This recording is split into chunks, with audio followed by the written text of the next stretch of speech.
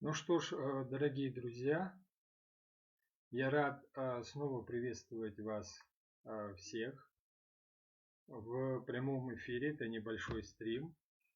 Прежде всего, поздравляю вас с наступившим праздником Входа Господня в Иерусалим.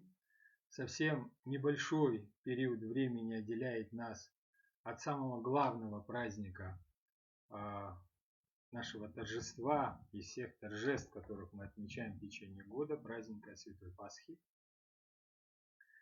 Осталась всего лишь неделя, поэтому с полным основанием можно поздравить всех нас с окончанием Великого Поста.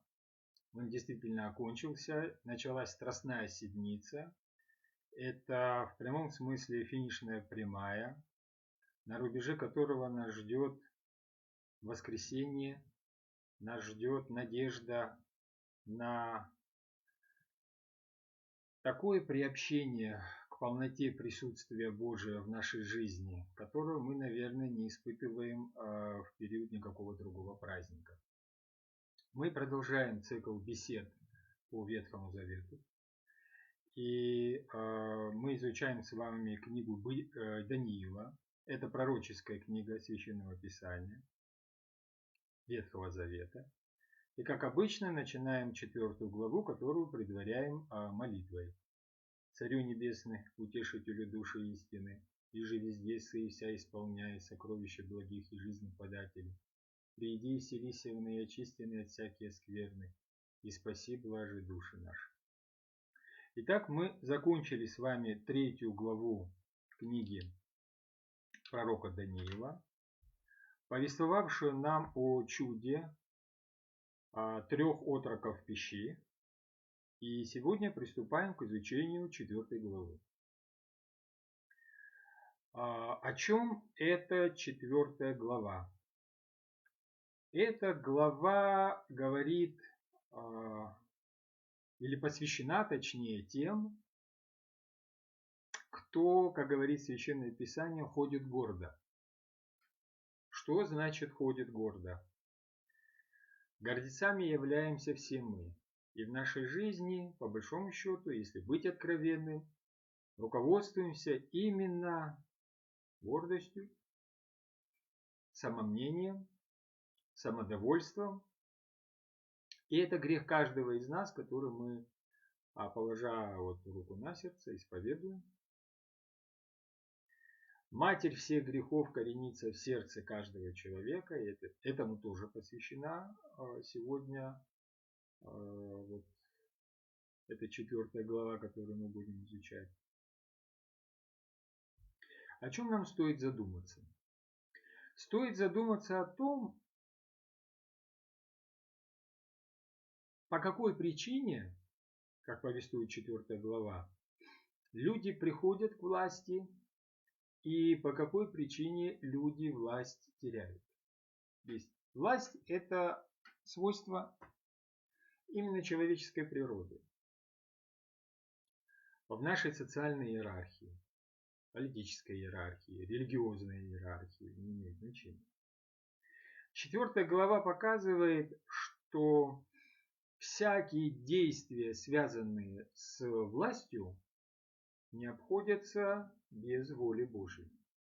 То есть ничего, что происходит с человеком, не бывает без воли Божьей.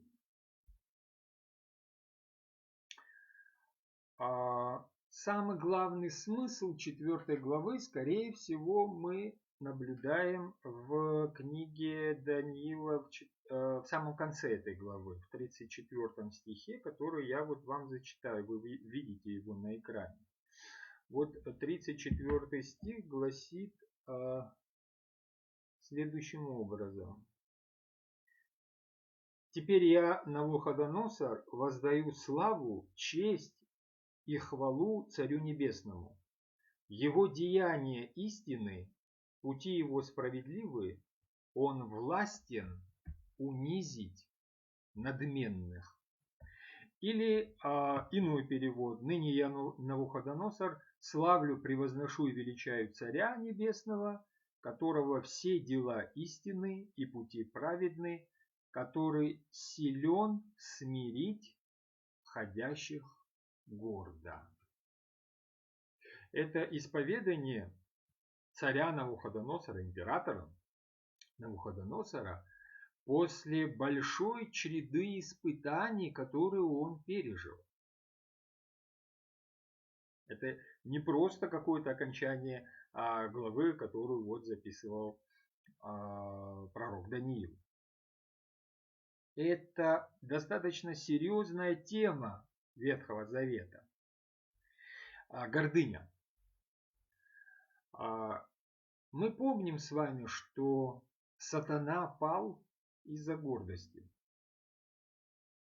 Мы помним, что наши прародители приступили заповедь Всевышнего и были изгнаны из рая по той же самой причине. Гордыня заключалась в том, чтобы воссесть на престол славы Божией без Бога. Вы будете богами, вы будете бессмертными. Ну, вот этот знаменитый маркетолог, он применил к нашим прародителям достаточно много разных способов. И в конечном счете захватил их сердце и захватил их разум.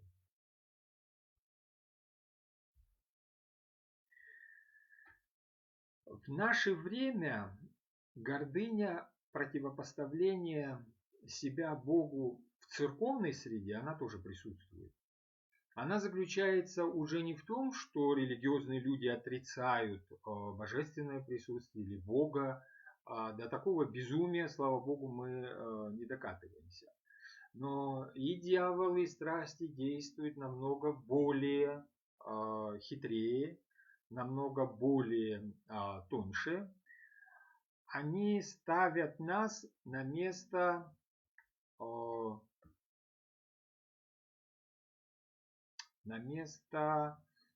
Христа. И получается, что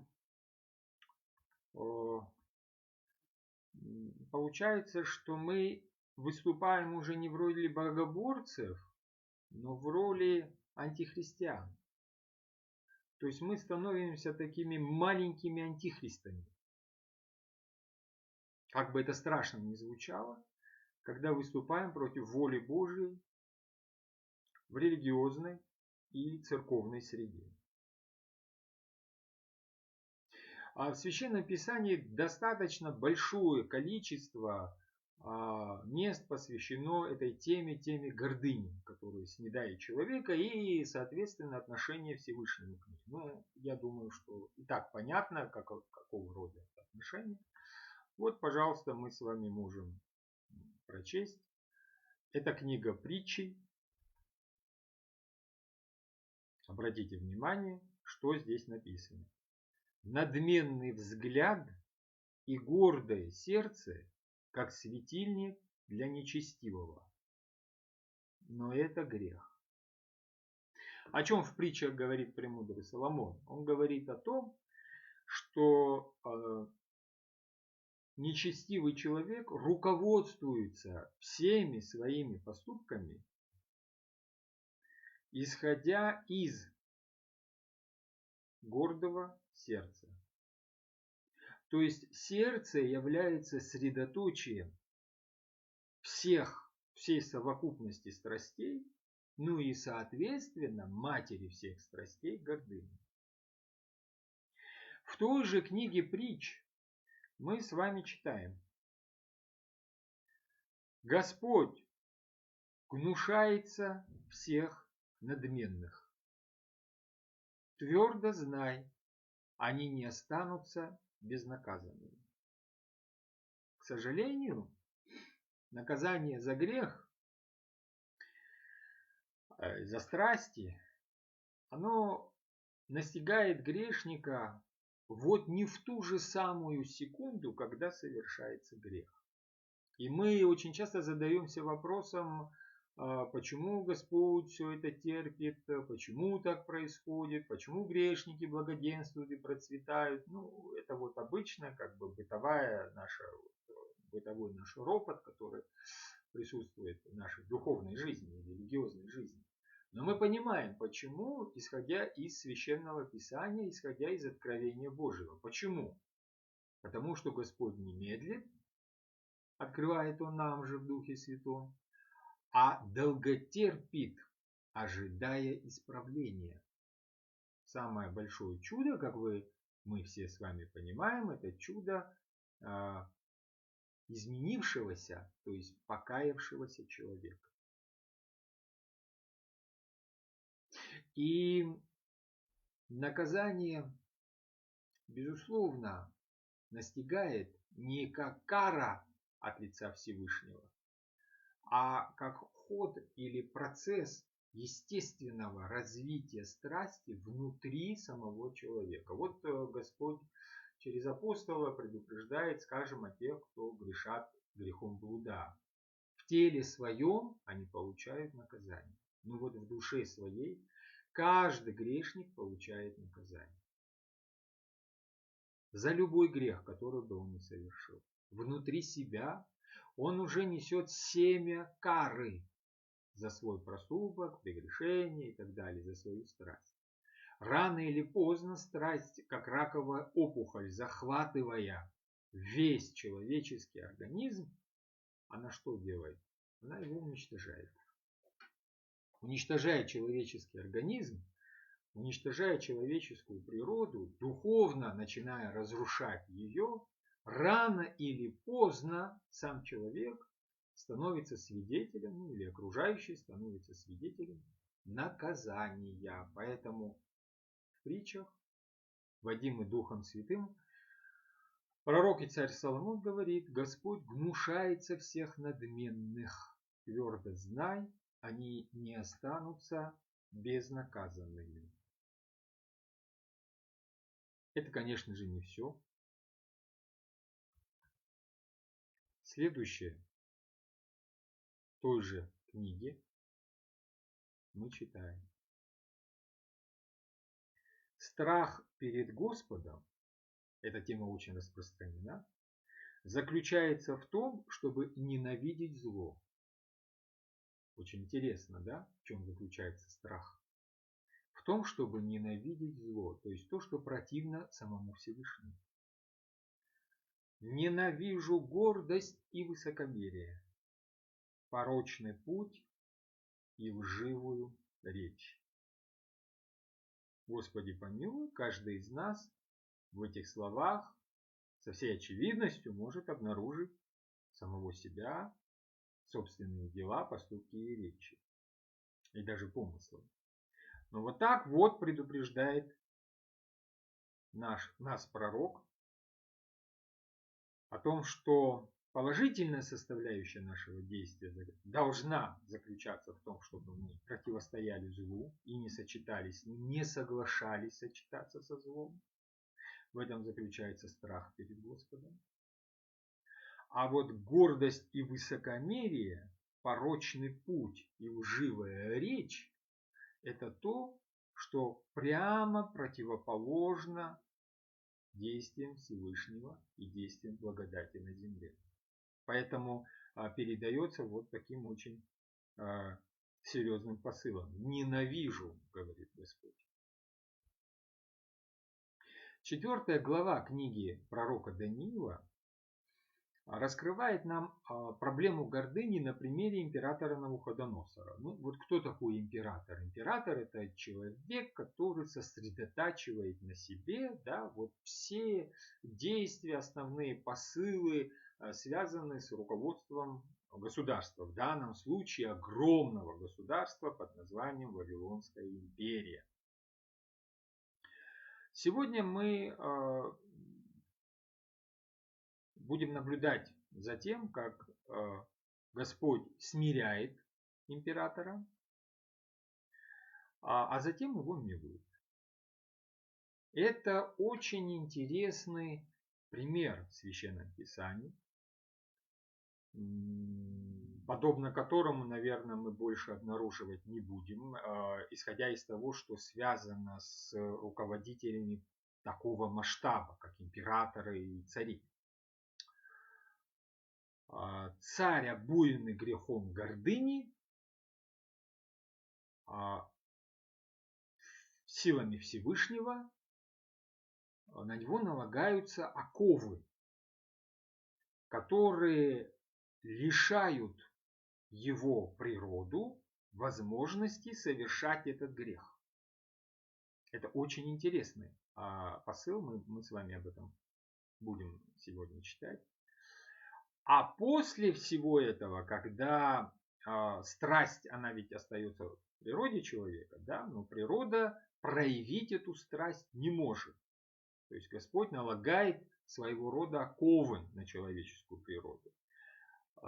Исходя из нашего личного опыта, мы можем с вами говорить об этом, ну вот скажем, когда человек молод, он может проявлять большое количество, да, страстей в своей жизни, он полон сил, энергии и так далее.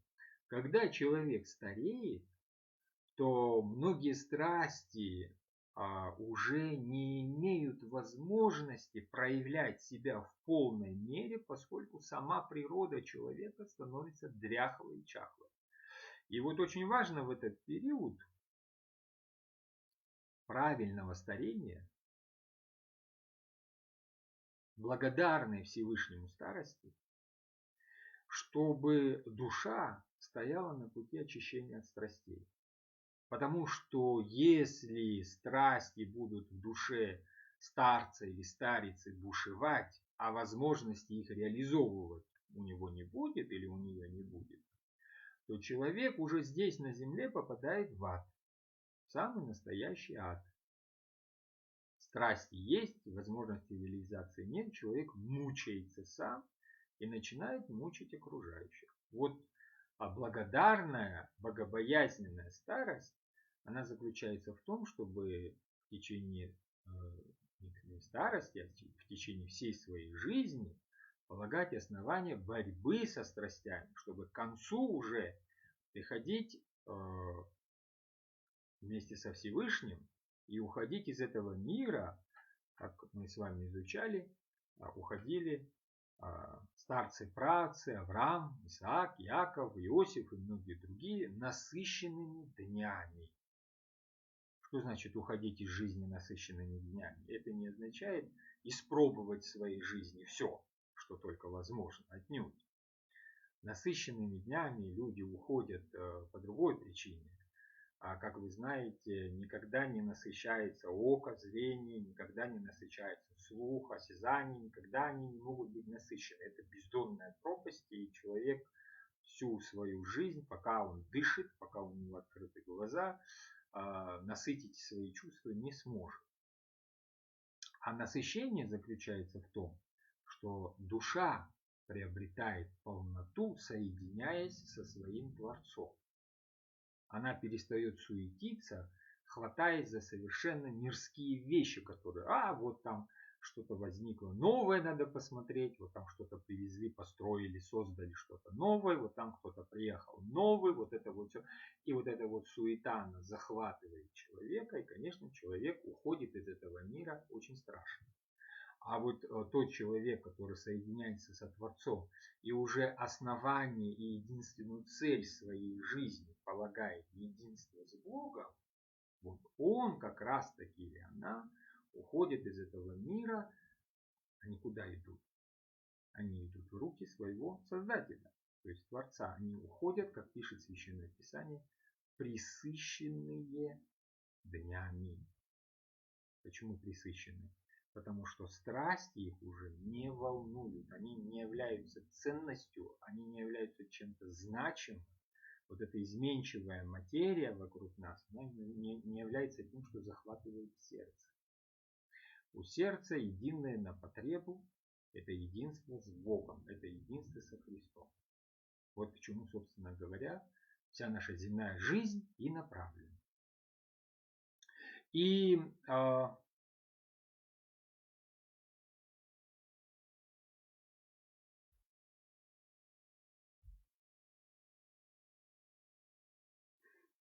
И вот на примере этого императора Навуходоносора мы как раз таки с вами будем наблюдать вот это самое чудесное явление вмешательства Бога в жизнь человека, когда Господь так природу человеческую содержит, что не позволяет страсти человека уничтожать.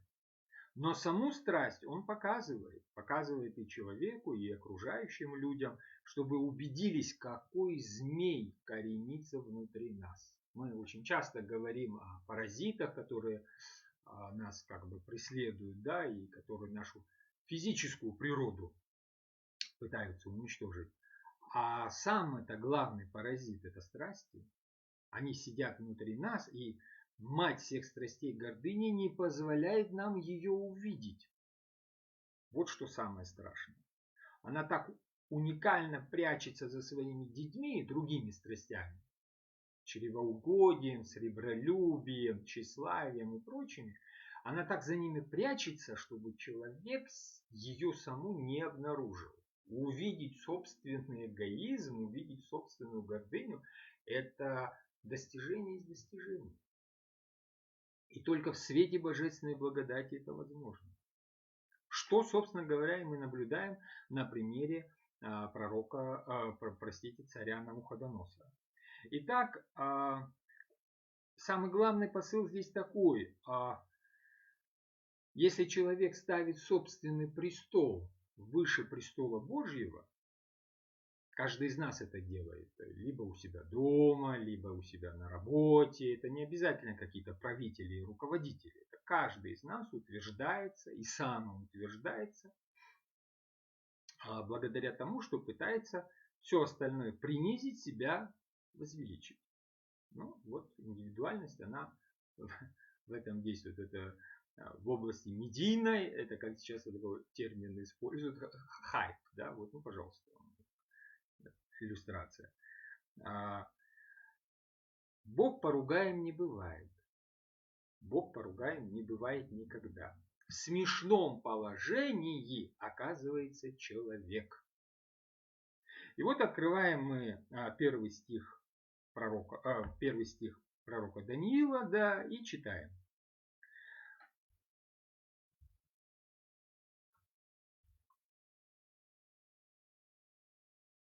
Вот, мы с вами читаем. Я, Невуходнецар, спокоен был в доме своем и процветал во дворце своем. Ну вот, они Навуходнецар, Шела Гавед Бевити, Веранан, Вегейхли. Гейхаль – дворец, храм. Навуходоносор у нас пребывает в своем доме в покое. Он спокоен. Почему? Потому что он процветает. Вот. Шле, быть спокойным. Мы с вами говорили об этом состоянии человеческой души, что это за спокойствие. Мы говорили о том, что Господь приготовил людям шаббат, покой. Шаббат Адонай, покой Господень. Он был явлен как прообраз во время 7 дней творения. Господь 6 дней творил мироздание, а в 7-й день почил. То есть находился в покое. Этот покой в дальнейшем вошел в этот декалог, который был передан иудеям, о том, чтобы человек 7 дней делал, по 6 дней делал свои дела, а 7-й день пребывал в покое. Далее через пророков уже на протяжении всего Священного Писания Господь говорит о том, что человек войдет, душа человека войдет в покой Господень. То есть, когда вот все эти страсти, настроения, треволнения отпадут, и, соответственно, через соединение с Творцом человек приобщается к блаженству, как свойству самого Бога. И божественное свойство блаженства становится свойством человеческой природы. Это покой Господень, это шаббат Господень, в который призван войти всякий человек, который стяжают христиане. Однако, покой, который испытывает Навуходоносор, это совершенно другое состояние. Покой, который испытывает душа, приобщающаяся к Богу, она не имеет треволнений, она никуда не девается. Вы знаете этот термин, он для нас не является никаким секретом, вечный покой. Почему? Потому что мы хотим вечного блаженства вместе со своим Творцом. Мы не хотим, чтобы это состояние прекращалось, мы не хотим, чтобы это состояние кем-то было остановлено или нарушено. Но мы стремимся к этому сквозь достаточно большие тернии. Навуходоносор спокоен, потому что он процветает, он богат, он император огромной империи. И к этому времени, это около 25-30 лет после событий, которые мы изучали в 3 главе, связанных с 3 отроками в печи, да, то есть уже восстаний практически никаких нет, все враги на границах уже как бы подавлены, и сам царь находится в состоянии, когда его душе, бывают такие редкие минуты, страсть утихомиривается, желать как бы уже нечего. Все вроде бы достигнуто. Империя огромная, империя процветает, доходы в казну идут, врагов нет, вот, армия работает хорошо, сатрапы, сановники, чиновники работают хорошо. Ну что ж, ощущение процветания переполняет Навуходоносора. Ощущение процветания от того, что ты сделал и построил собственными руками вот такое идеальное состояние, идеальное положение дел. То есть это покой, основанный на самодовольстве. Это высшее проявление самодовольства и самоублажения. Когда человек говорит: фу, я вот все сделал, я вот все создал, все у меня хорошо, все у меня замечательно, какой же я хороший. Вот состояние самообожествления человека. Это, конечно, никакой не покой Господень, это никакой не шаббат, это никакое не проявление дара Божьего. Это прямое проявление человеческой гордыни. Мы с вами наблюдаем такое размежевание, сейчас будем наблюдать, между цивилизацией и Царством Божьим, между империей земной и небом, между царем и императором и царем царей, Богом. Вот император Навуходоносор, он глава какой империи? Он глава Вавилона, Вавилонской империи. В Священном Писании Вавилонская империя постоянно противопоставляется Богу. Достаточно вспомнить апокалиптическую блудницу вавилонскую, которая научила царей мира мерзостям. И в книге апостола Иоанна Богослова противопоставляется Богу и уничтожается, и они плачут, все князья и цари земли. Вот давайте с вами прочтем, чтобы не быть голословными, Откровение 18 главу и 2 и 3 стихи. Пала великая блудница Вавилон и стала жилищем демонов, пристанищем для всякого нечистого духа и всякой нечистоты и мерзкой птицы. Все народы пили, доводящие до безумия, вино ее разврата.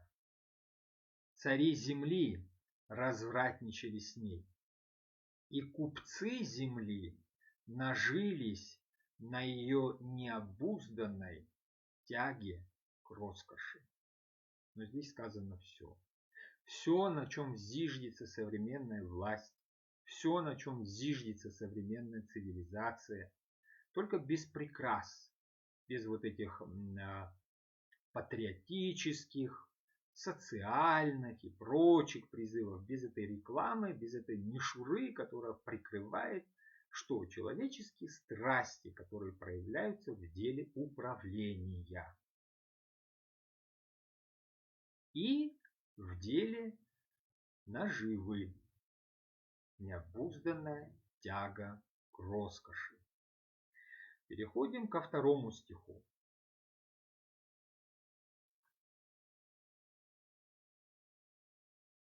Вот у нас царь находится в состоянии успокоенности и умиротворения от собственных деяний, от величия собственного ума, от могущества собственной силы.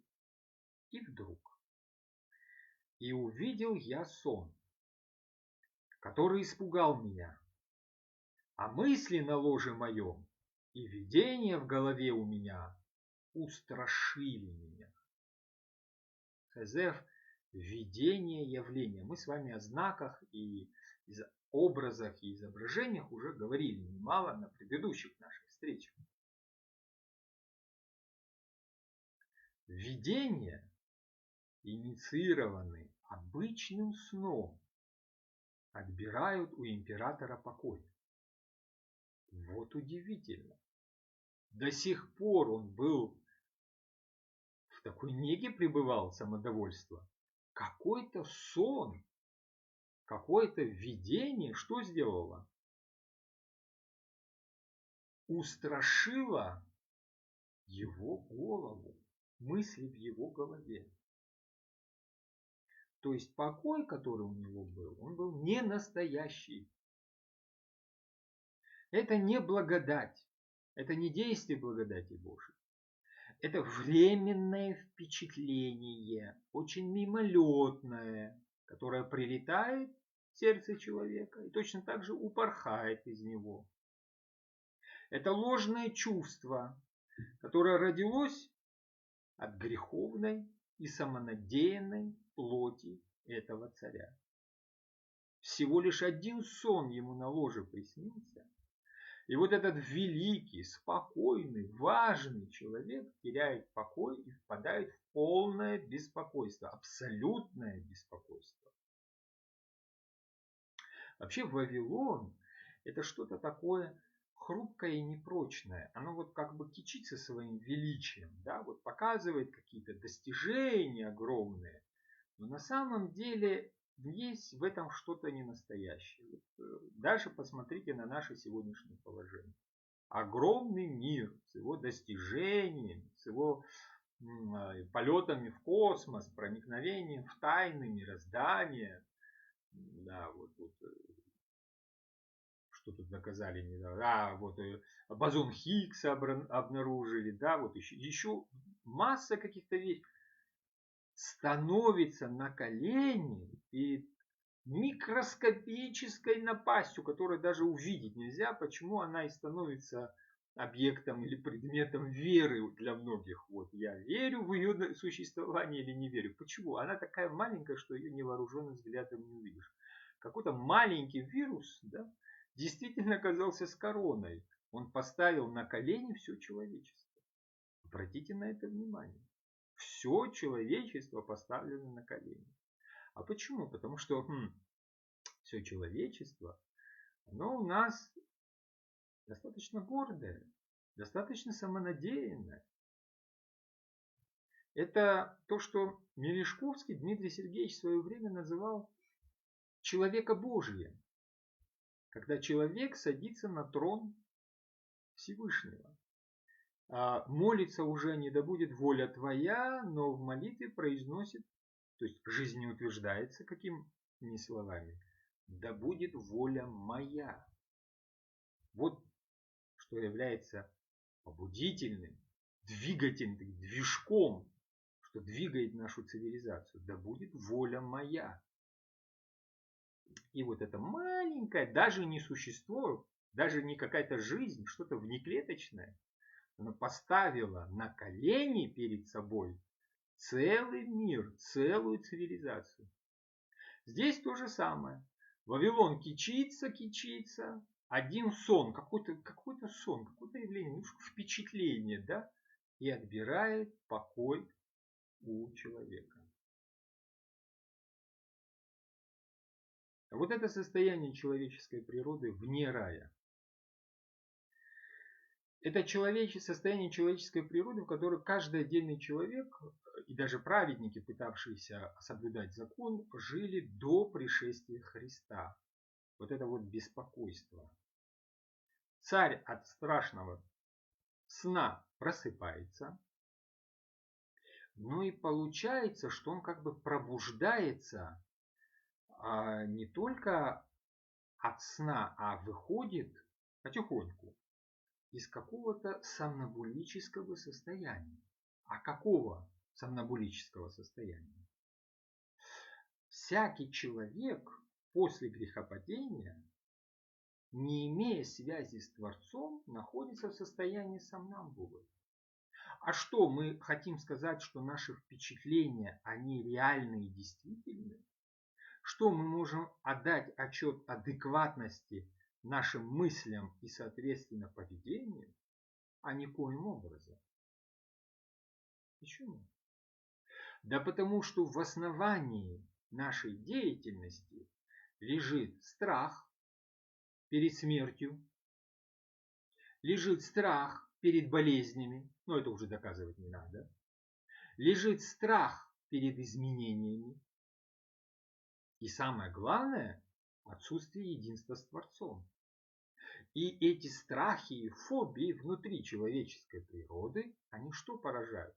Они вот этими страстями, они являются мотивирующими и побуждающими в жизни как отдельного человека, так и целой цивилизации.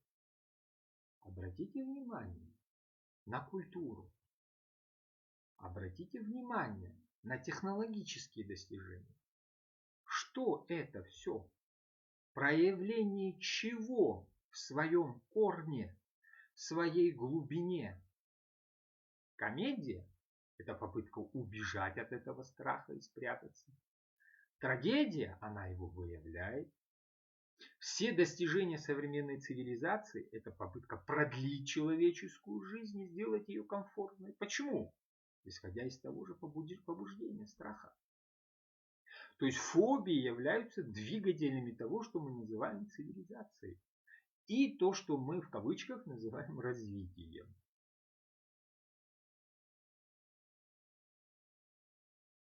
Мы находимся в состоянии Вавилона. Мы находимся в состоянии вот этого животного страха, природного страха. Когда не знаешь Бога, боишься всего и шарахаешься от всего. А уж мирская-то власть прежде всего запугана. Положиться ведь не на кого. И вот как Бог в таких условиях, в таких страшных условиях, в которых находится человек, говорит с человеком. Давайте посмотрим.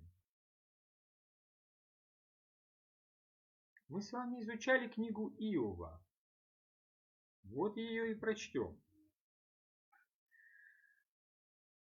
Бог говорит либо так, либо иначе, хотя человек и не понимает.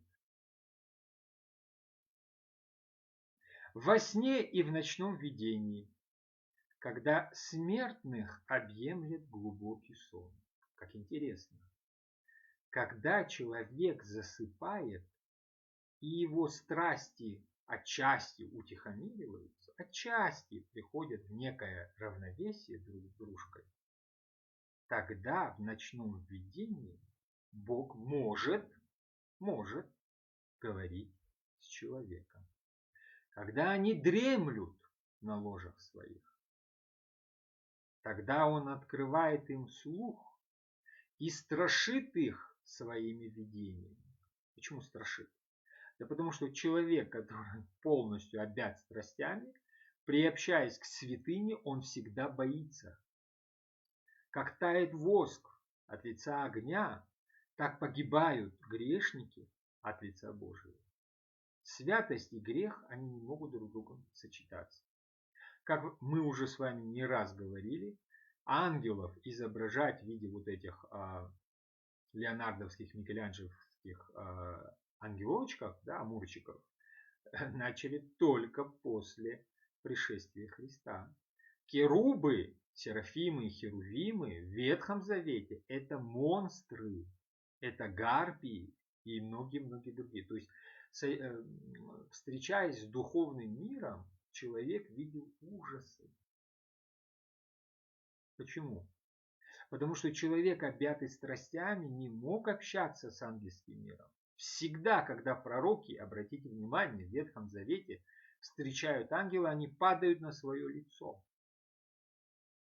И закрывают его, потому что невозможно видеть Бога и не умереть. Им страшно. А что происходит 2000 лет назад? Господь приходит в этот мир в образе раба. Если в Ветхом Завете при получении закона весь израильский народ видел огнедышущую гору, гром и молнии, то 2000 лет назад человечество столкнулось с кротостью, смирением и самое непонятное для страстного человека – с любовью, жертвенной любовью Бога. Такого не может быть, это юродство, так боги не являются. Решило человечество и вознесло Бога на крест. Вот это проявление нашей природы. Это мы сегодня, кричащие «Осанна Вышних, благословен гряды во имя Господне». Это достаточно интересно, да? Давайте приобщимся к этому празднику. Давайте приобщимся к этому празднику. Мы, человеческая природа, сегодня кричащие Господу «Благословен Ты, идущий к нам», через пару дней будет говорить распни его. Грех этот на нас и на наших детях. Это все мы. Это все наша природа. Не надо думать, что это там локализовано географически такое проявление, которое мы читаем в Евангелии, да, что это национальная черта какого-то отдельного народа. Не надо так думать, что это вот было и это больше не повторится. Это всегда находится в нашей природе, в ее внутри. Для чего страшит в Ветхом Завете, вот пишет Иов, Господь своими видениями? Чтобы отдалить человека от зла. Удержать его от гордости. Эти две вещи сочетаются друг с дружкой постоянно. Гордость и зло. Зло и гордость. Чтобы сберечь его душу от бездны и не дать ей перейти в стремление, от которой не будет возврата. Господь является людям и не скрывает от людей, что есть добро и что есть зло. Но человек по своей страстной натуре, как говорит апостол Павел, того доброго, чего хочет, не делает, того злого, чего не хочет, творит. Потому что является рабом греха. Практически этим все сказано. Это имеет непосредственное отношение к царю Навуходоносору. К нам имеет отношение несколько иное. Мы с вами хронологически живем несколько иное время. Вот что говорит апостол. Бог многократно и многообразно говоривший в прошлом к нашим предкам через пророков. Многократно и многообразно это значит через видение в том числе, через сны в том числе, через явления в том числе. в эти последние дни, какие последние дни? Это наши с вами дни. В эти последние дни говорил нам через своего Сына, которого Он предназначил быть владыкою всего, и через которого Он некогда сотворил вселенную. Но если Бог говорит с нами через Христа, который сотворил вселенную, то у нас уже не возникает вопросов. Но какого рода вопросы могут быть, если мы с вами проникаем именно в божественное откровение, отбрасывая вот все эти стереотипы, наши помыслы, ну, как вот принято говорить, тараканов, да, оставляя. Но, простите, оставить свои страсти это достаточно сложно. Поэтому процесс очищения это достаточно, и аскезы это достаточно долгий процесс для человеческой природы. Но самое главное, это чтобы подход был правильный. Если не будет фундаментального, правильного подхода в области духовной жизни, все остальное, вот эти высота, глубина, ширина, ритуалы, посты, службы и все прочее, не возымеют действия на человека. К сожалению. Фундаментальный подход заключается в том, что вся полнота заключена во Христе. Вот когда какой-то помысел начинает буравить голову, душу, сердце, какой-то червь начинает его точить, обращайся ко Христу. Когда какие-то замыслы, явления начинают искушать, обращайся ко Христу. Во Христе вся полнота знания, вся полнота ведения, вся полнота святости, вся полнота освящения. Она где? Она не на горах, она не в долах, она не в безднах морских, она не в каких-то глубинах, она во Христе. А Христа искать не надо. Вот многие задаются вопросом, вот, как приобщиться, кого найти. Никто никогда не говорил, что Христа надо искать. Христос пришел на землю, а придя на землю, говорит наш Господь: я стою и стучу, не отворит ли мне кто? Чтобы мы с нашим Отцом вошли и сотворили вечерю, то есть трапезу любви. Куда Он стучит? В двери наших домов? Куда Он стучит? В двери храмов? Куда Он стучит? В двери дворцов? Нет. Он стучит в сердце каждого из нас. Почему стучит? Потому что оно закрыто для Христа. Потому что даже страдая от последствий греха, наше сердце закрыто. Войти в него насильно он не может. Потому что мы созданы по его образу и подобию. Ждет, стучит и ждет. Вот почему это такое простое, такое действенное откровение Господа, которое Он сам произносит, не доходит ни до наших голов, не доходит ни до наших сердец. Мы себе чего-то там придумываем. Чем больше мы себе придумываем, тем более мы закрываемся, уж более и более похожи на этих устриц, да, закрываемся от Всевышнего. Наша фантазия, наши страсти, наши гордыни, наши желания самоутвердиться, вот это все то, что нас закрывает от Христа. А Он терпеливо стоит и стучит. Когда же откроется наша природа?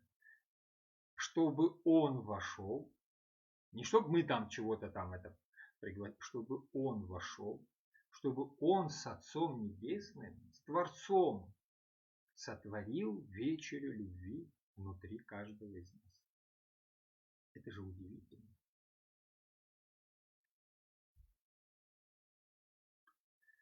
Итак, имея всю полноту во Христе, нам не нужно смущаться.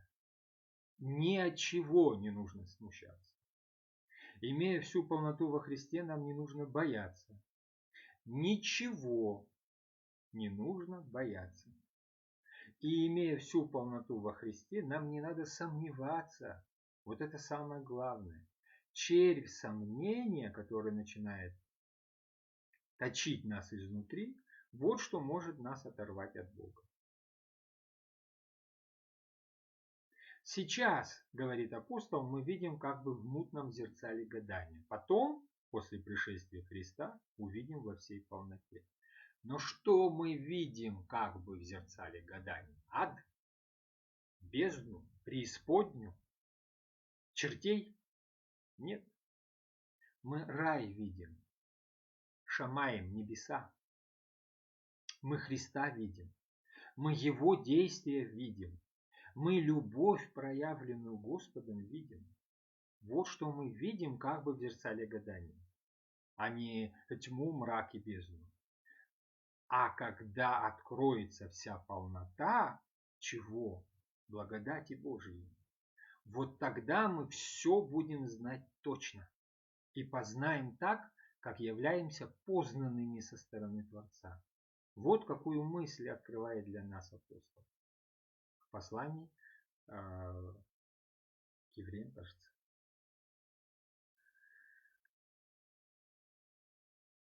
Есть разница между прочтением этой 4 главы в синодальном издании, то есть в греческом в переводе Феодотиона, и в еврейских текстах, которые затем перепечатывали и издавали протестантские церкви. Разница она приблизительно в 4 стиха. Ну, деление на стихи, вы знаете, приблизительно в 16 веке возникло. Деление на главы где-то около 10-11 веков. То есть это искусственное разделение для того, чтобы легче можно было тематический обзор проводить. И скорее всего окончание 3 главы с 31 стиха это смысловое начало 4 главы. Вот если мы откроем предыдущую главу, 3 главу, и начнем ее читать, то мы поймем, о чем говорит текст 4 главы. На самом деле текст 4 главы должен начинаться так. Навуходоносор, царь всем народам, племенам и языкам, живущим по всей земле. Мир вам да умножится. То есть начинается какое-то послание. То есть мы с вами читаем какой-то документ, в котором описывается сон царя. А это начало этого документа, преамбула. Знамения и чудеса, какие совершил надо мной Всевышний Бог. Вступление вот такое. Угодно мне возвестить вам. То есть пишется некое письмо от лица императора всем людям его империи. Как велики знамения его и как могущественны чудеса его. Император пишет о Боге. Вот этот гордец описывает в своем послании нечто такое важное, что делает обязательным для распространения по всей его могущественной большой империи. Как велики знамения его и могущественны чудеса его. Дорогого стоит из уст Навуходоносора такое услышать. Царство его, царство вечное, и владычество его в роды и роды. Так после чего же этот гордец произносит такие речи? Много раз этот человек восхвалял Бога Израиля. Будучи язычником, много раз прославлял Творца, единого Творца неба и земли.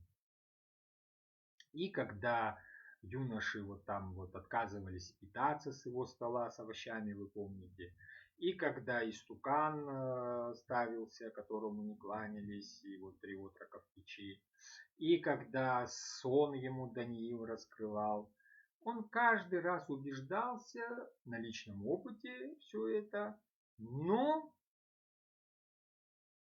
этот человек оставался язычником.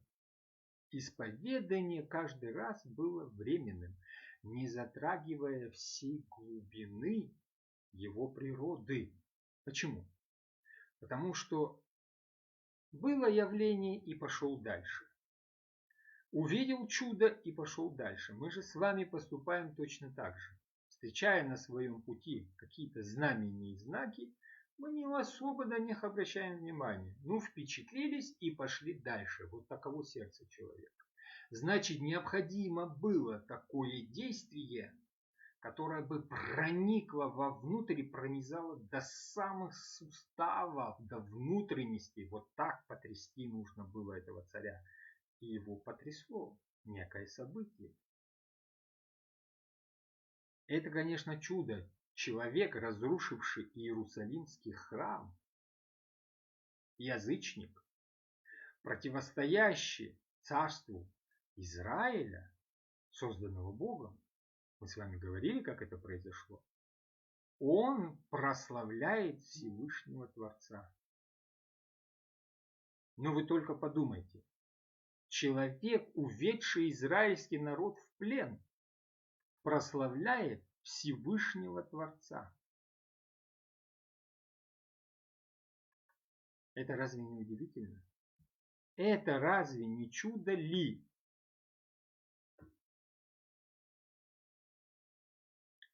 Конечно, цели Всевышнего, его пути неисповедимы. Они для нас всегда очень удивительны. Смиряя императора, Господь его умудрил. Переходим к 3 стиху.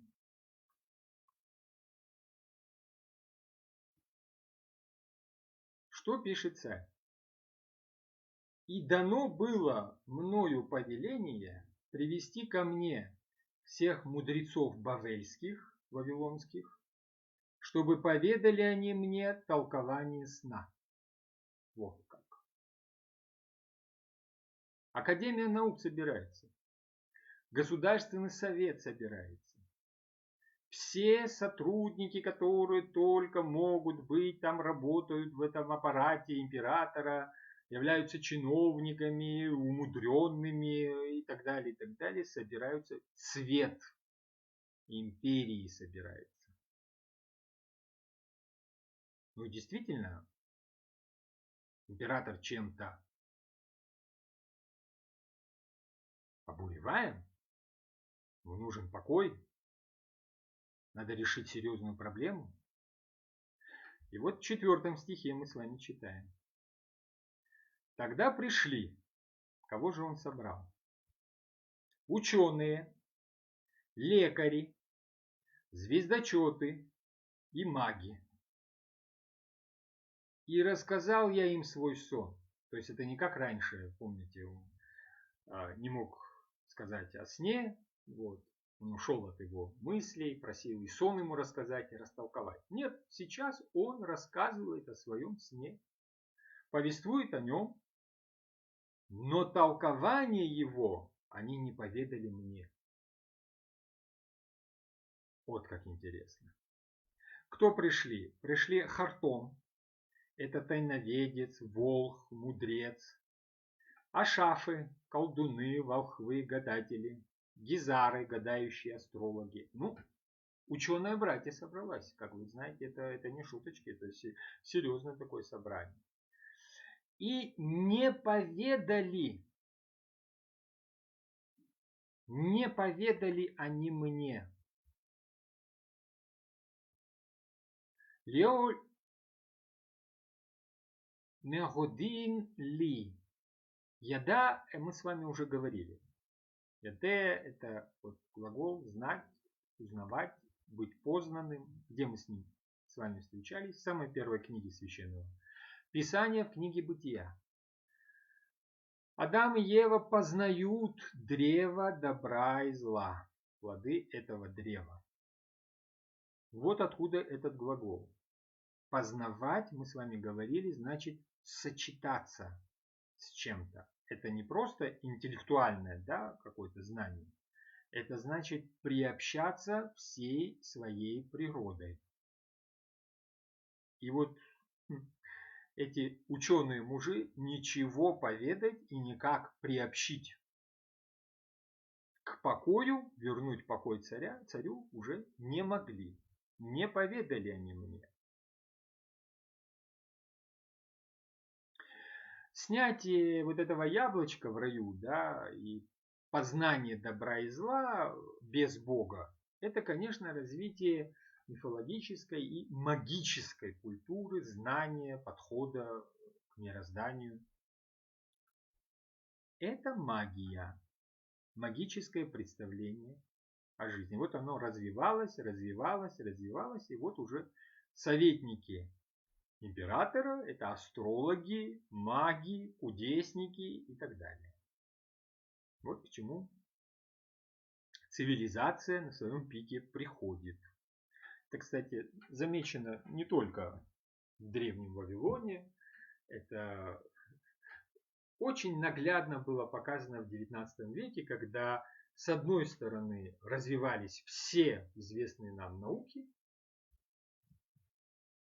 а с другой стороны вот эти месмерические сеансы, вызывание духов, кручение этих самых столов, верчение тарелок, писание разных там этих самых текстов и так далее, связь с потусторонним миром.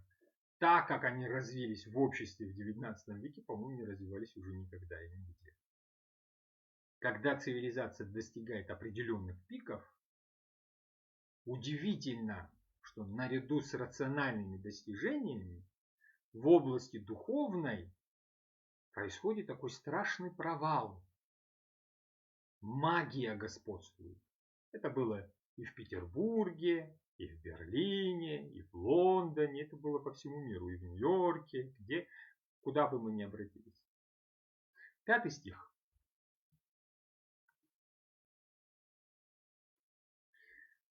Пока последним не предстал передо мною Даниэль, названный Валтасаром Белташацаром по имени Бога моего, и дух богов святых был в нем, и рассказал я ему сон. То есть вначале он обращается, наш император, к своим коренным имперским подчиненным, а когда те ничего не могут поделать, никак не могут помочь, он уже обращается к последней надежде, к Белтешацару. Вот тут мы с вами говорили, что Даниил был приведен после пленения, разрушения израильского государства, и ему изменили имя. Было Даниэль, Дан судья, да, Эль имя Божье, значит, Бог мой судья, мы говорили, а поменяли для большей и скорейшей ассимиляции этих рабов, дали ему имя Белтешацар, что означает Бог Бел, божество Вавилона, хранит царя, то есть Навуходоносора. Интересно, да, обращаться к своему сановнику по имени, которое говорит о том, что он хранит Бог тебя.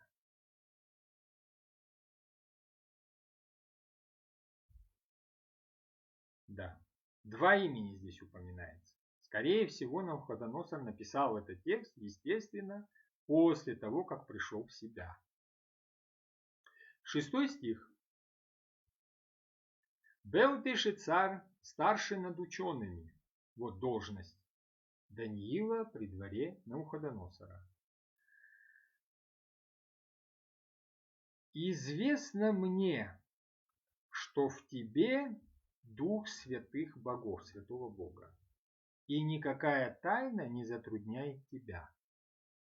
Расскажи мне толкование видения моего сна, который я видел. Так, смотрите. А в чем заключается смысл мудрости? Что такое мудрость? Причина мудрости.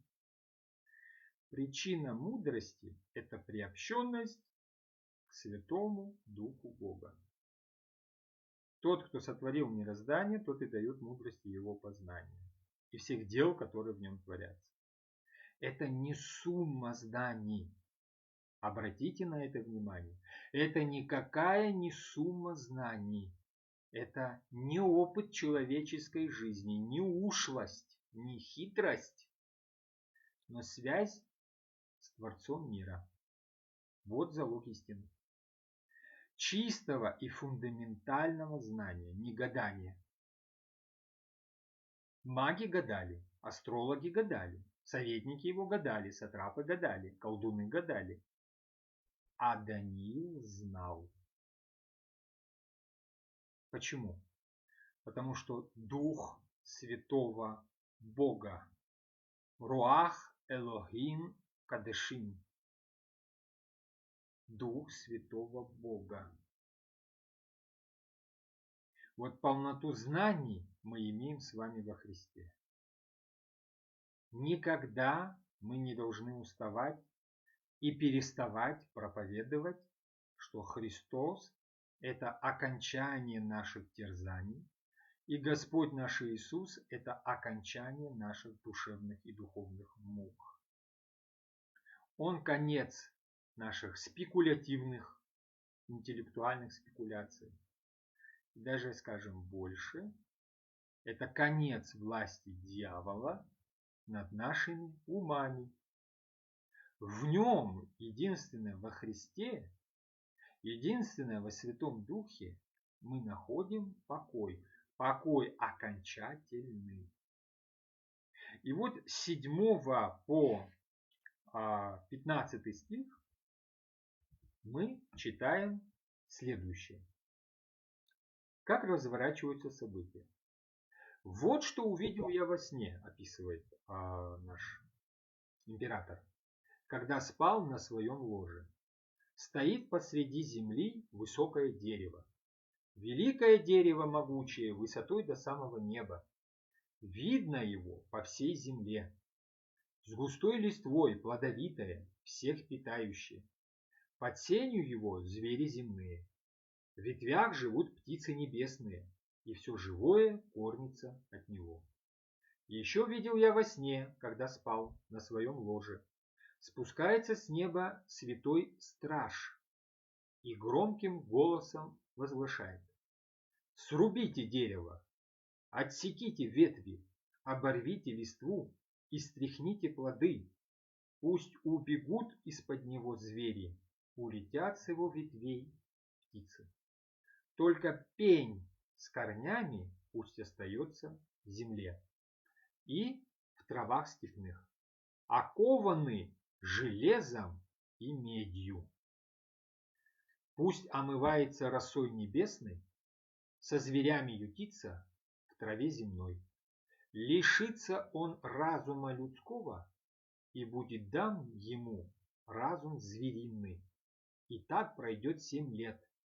Это приказ, решение стражей, приговор этот слово святых. Пусть все живущие знают, над царством человеческим властен Всевышний. Дает он его, кому пожелает, и даже низшего из людей на царство возводит. Вот какой сон видел я, царь Навуходоносор, а ты, Бельтешицар, скажи, что он означает, ибо ни один мудрец в моем царстве не может поведать мне разгадку, а ты сможешь, потому что в тебе есть дух Бога Святаго. Вот такой интересный сон, действительно страшный, привиделся на ложе императору Навуходоносору. Что он говорит? Увидел я в видении мысли на ложе своем. Вот ангел-разрушитель святой спустился с небес.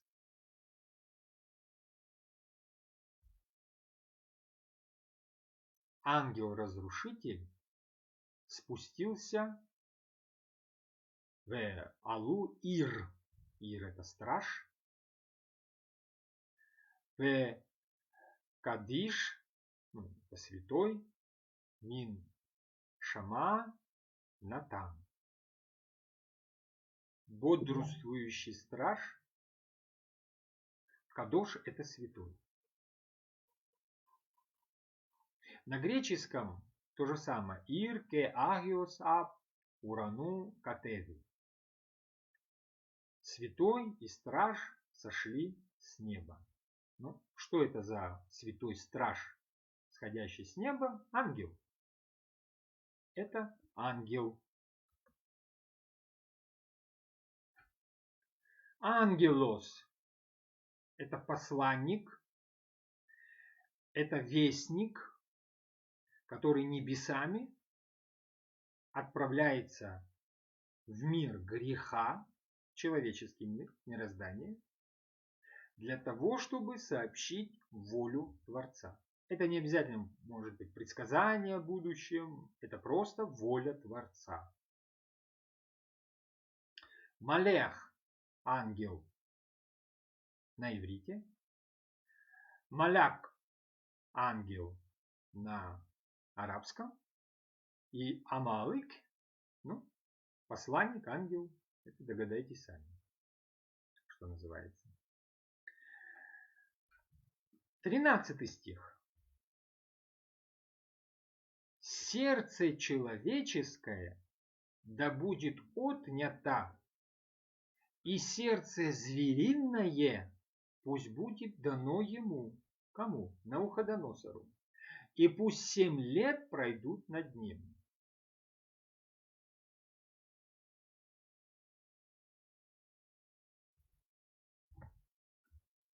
Как это? Переводчики написали нам разум. А в подлиннике написано Ливе мин энаша. Анаша. Ну что значит наша? Энеш это человек. Левав это сердце. То есть сердце человеческое отбирается у царя, и сердце звериное ему дается на 7 лет. Почему? Причем здесь сердце? Переводчики пишут разум, а в подлиннике сердце. Если говорить о христианской антропологии, если говорить о природе человека, если говорить о пути нашего спасения, то, конечно, совершенно право именно откровение. Потому что сердце человеческое есть средоточие человеческих сил и сил души. Речь идет, конечно, не просто о моторчике, да, мышце, которая там с клапанами работает и гоняет нам кровь. Не просто об этом идет речь. Мы, к сожалению, даже в христианской среде, к сожалению, даже в церковной среде лишены представлений, которые святые отцы и святая церковь скопила, приготовила, раскрыла и преподнесла нам в своем учении. Да, мы в церкви этого лишены, потому что подходим к делу собственного спасения формально, а подходить нужно духовно. Вот когда мы подходим духовно, тогда перед нами открывается бездна познания, совершенно изменяющая нашу природу, совершенно изменяющее наше отношение к мирозданию, к самим себе, к Творцу. И это очень важно приобщиться именно к церковному учению. Не фантазировать себе, а приобщиться к чистому источнику. Но для этого нужно оставить свой старый страстный багаж. Его нужно оставить за плечами, когда ты уходишь в святилище. О чем мы с вами говорим? Вот когда, вспомним с вами, к власти приходил царь Соломон, сын царя Давида. Мы знаем, что он был прозван мудрейшим из всех людей, живущих на земле.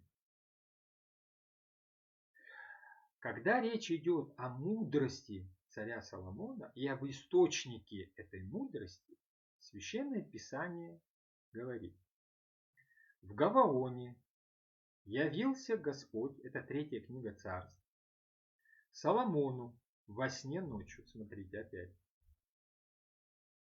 и сказал Бог: проси, что тебе дать. Это удивительный вопрос. Молодой человек, не имея никакого опыта управления, поставляется на царство. И Господь является в ночном видении и спрашивает: что тебе дать? И Соломон отвечает: ты сделал рабу твоему Давиду, отцу моему, который был пророком, великую милость, хесед, благодать.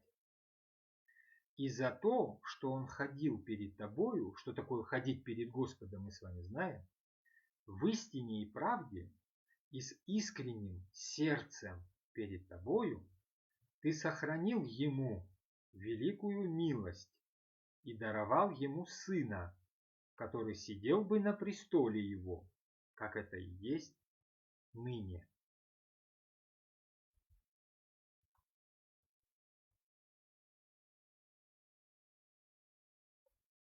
И вот что далее.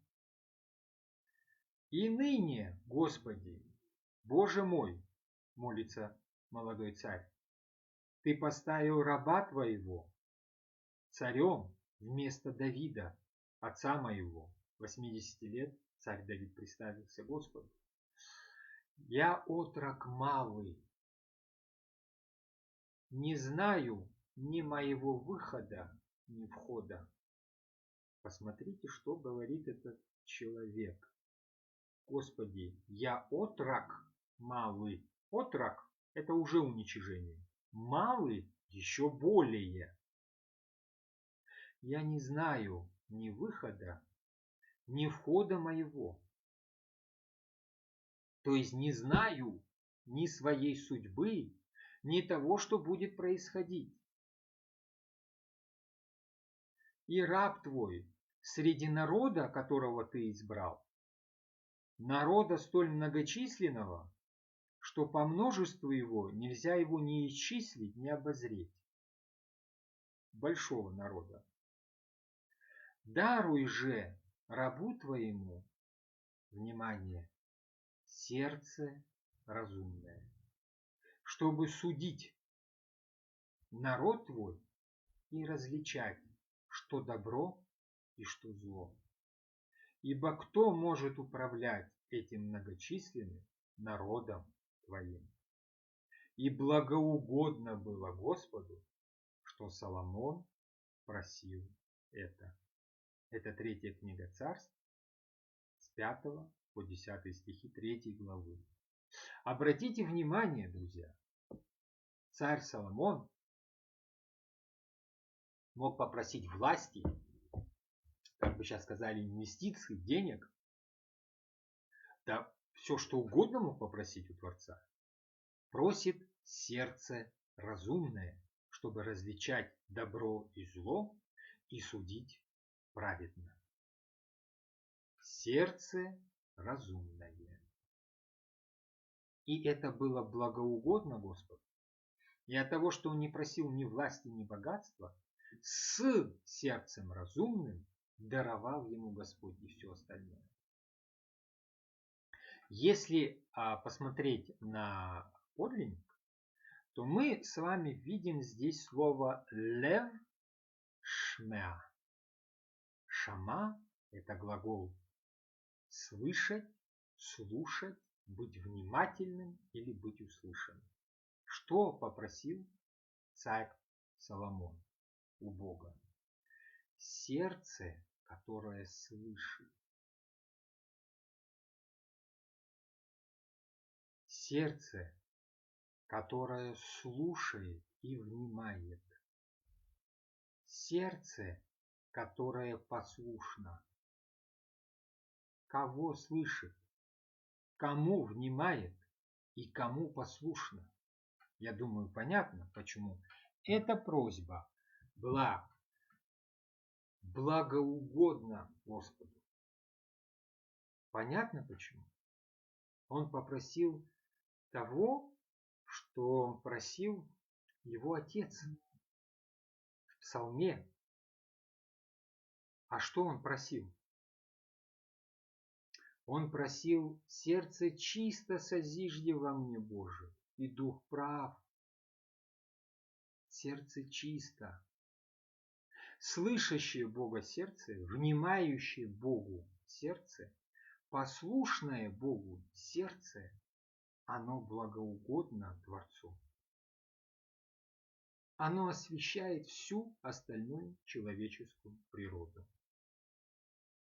Вот что является особым объектом пристального внимания со стороны нашего разума. Вот если мы обращаем внимание на себя вот с этой точки зрения, не с точки зрения своих похотей, желаний, вот этих многочисленных хотелок, вот этих многочисленных проблем и суеты, нет. С точки зрения внимания к своим желаниям и мыслям. Иначе в церковном учении о молитве это называется единением разума и сердца. Прямо буквально физической концентрации внимания разума на сердце. И когда человек начинает молиться, точнее, начинает пытаться молиться таким способом, внимательно, всей своей природой концентрироваться и всей своей душой обращаться ко Творцу, неформально, не языком, не глазами, не воздыханием, ни взглядами на небо, ни вот этим вот опусканием долу и прочее, ни коленопреклонением, ни прочими. Это все формально, это все сопутствует нашей природе в деле аскезы. Но всю природу приносить в жертву Творцу, это значит соединяться и сочетаться внутри себя, восстанавливать внутри себя между силами природы своей целомудрие и так обращаться к Творцу. Не просто языком, не просто каким-то правилом, не просто какими-то фразами. Самой простой молитвой: Господи, помилуй, Господи Иисусе Христе, Сыне Божий, помилуй меня. Господи Иисусе Христе, Сыне Божий, помилуй меня грешного. Это очень короткие молитвы, но молитвы, которые приносятся от единения всех сил природы: разумной, раздражительной, то есть чувств, и волевой. Вот такого рода обращение к Богу раскрывает человеческое сердце, наполненное по природе страстями, похотями, в которых есть блуд, убийство, прелюбодеяние, ложные свидетельства и многие другие страсти, раскрывает для очищения. И с этого очищения разума и сердца, точнее единения разума и сердца, начинается очищение всей человеческой природы. К великому сожалению, мало кто сегодня вообще говорит об этом.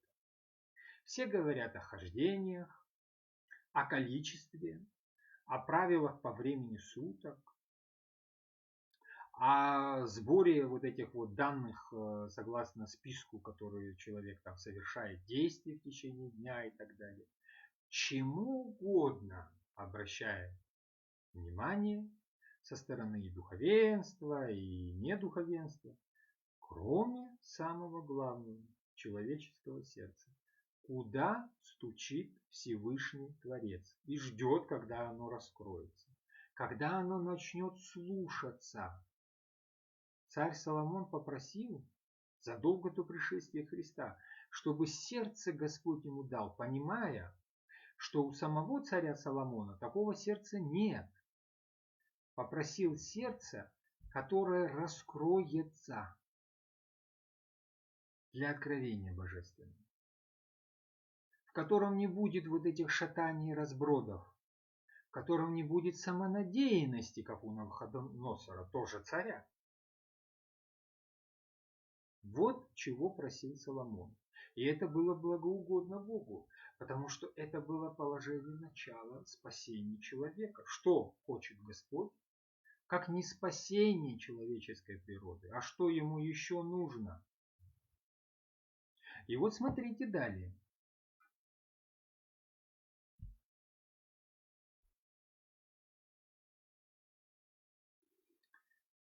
Исходя из того, что это не наши с вами выдумки, давайте посмотрим, что говорит об этом наша церковь. Преподобный Симеон, новый богослов, наше светило, один из величайших исихастов нашей церкви, вот он говорит: кто внешне только удаляется от зрения, слышания и глаголания, тот мало получает пользы. Это удивительные слова. Кто внешне, мы же говорим, что нужно бегать греха, не смотреть на страсти. Весь мир вокруг нас в страстях лежит. Мы от всего бегаем, везде закрываемся. Человек в затворе, в монастыре находящийся, говорит: кто только внешне удаляется от зрения, слышания и глаголания, тот мало получает пользы. Затвори ум свой во внутренней клете сердца, и тогда насладишься покоем от злых помыслов и вкусишь радости духовной, приносимой умной молитвой и вниманием сердечным. Какие удивительные слова, которые, наверное, надо просто вешать у себя над кроватью, каждый раз просыпаясь и засыпая, смотреть. Радость духовная приходит не от того, что человек физически чего-то бегает и остерегается, что тоже необходимо, безусловно. Но весь мир лежит во зле.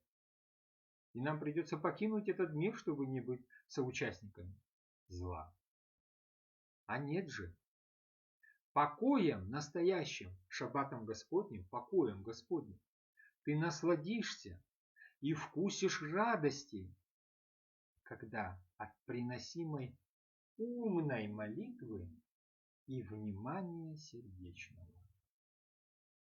Соединение и сочетание этих необходимых условий ума в сердце.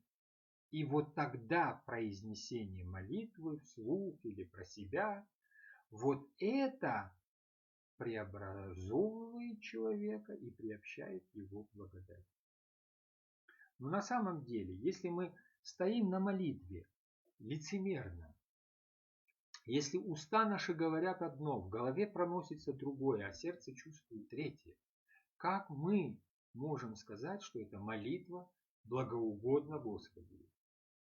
И кого спасать Господу, если перед Ним существо, которое не то что ветром колеблено, как в Евангелии говорится, а вообще разрушено и разобщено? Ум лежит где-то в сторонке, раздражительная часть чего-то все время хочет, прыгает, суетится, воля поражена злыми силами. Кого спасать?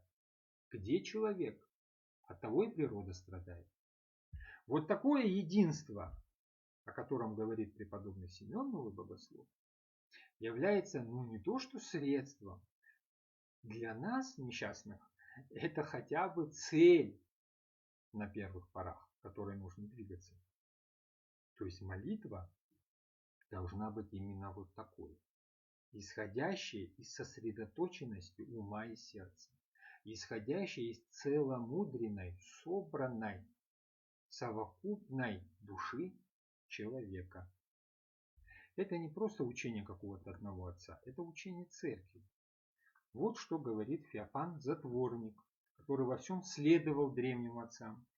Собираясь духом, помоги вам, Господи, но не выпускайте из внимания главного, того, чтобы собраться умом в сердце. На это наиболее направляйте свои труды. Прием один. Стараться стоять вниманием в сердце. Не на ножках стоять. Не часами стоять. Это тоже необходимо. Но не это главное. Главное – стоять вниманием в сердце. 1 секунду попробуйте. И поймете, что легче выстоять 10-часовые службы, чем несколько минут, нет, несколько мгновений стоять умом в сердце. На это наиболее направляйте свои труды. С памятью стоять о вездесущем Божьем и о том, что око Его смотрит в сердце ваше. Позаботьтесь утвердиться в том убеждении, что хоть вы одни бываете всегда, имеете не близ себя только, а внутри себя лицо, присущее вам, на вас смотрящее и все вас видящее. Это святитель Феофан Затворник говорит о непрестанной молитве. Он не одинок, точно так же в наше время. Ну вот отцов очень много, вот можете сами поискать, пожалуйста. Аверкий Таушев, архиепископ, пренебрежение умной молитвы, ну как вы понимаете, в противовес формальной молитве, которую мы твердим. И мы, духовенство, твердим, как заученные фразы. Пренебрежение умной молитвой – это грозное знамение полного упадка духовной жизни. Значит, это знамение для нас является более явным, чем все остальные любые невзгоды. Крайнего оскудения внутреннего делания. Духовная жизнь подменяется и заменяется жизнью душевной и даже жизнью плотской, животной. Только на почве таких настроений, как забвение умного делания, и мог иметь успех коммунизм,